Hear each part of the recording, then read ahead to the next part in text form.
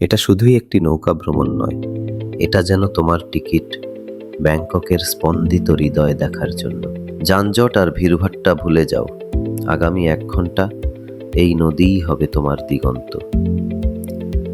প্রস্তুত তো? চলো দেখা যাক সিটি অফ অ্যাঞ্জেলসের আসল রূপ, এর প্রাচীন মহাসড়ক থেকে।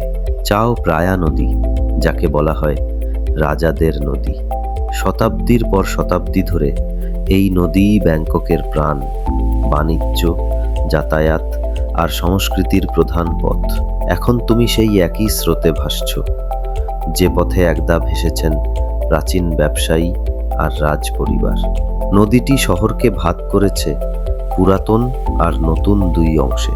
এখান থেকে চোখে পড়বে ঝলমলে অট্টালিকা, প্রাচীন মন্দির আর পানির উপর খুঁটির ঘরে দাঁড়িয়ে থাকা সাধারণ মানুষের বাসস্থান।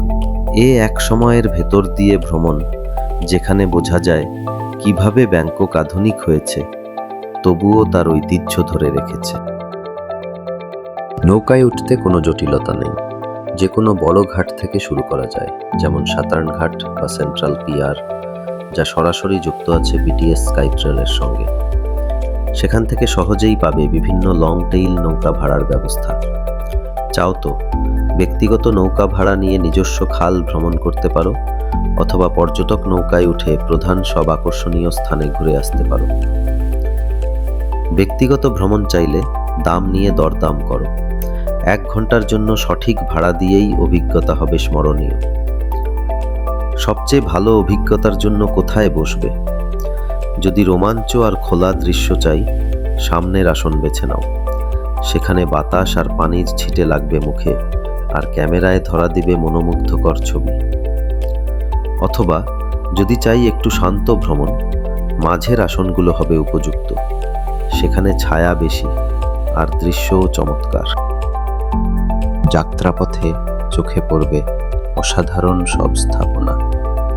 দেখবে মহিমান্বিত গ্র্যান্ড প্যালেস, তার বিপরীতে হরের মন্দির ওয়াট অরুণ, যা সূর্যাস্তে বিশেষ মোহনীয় লাগে।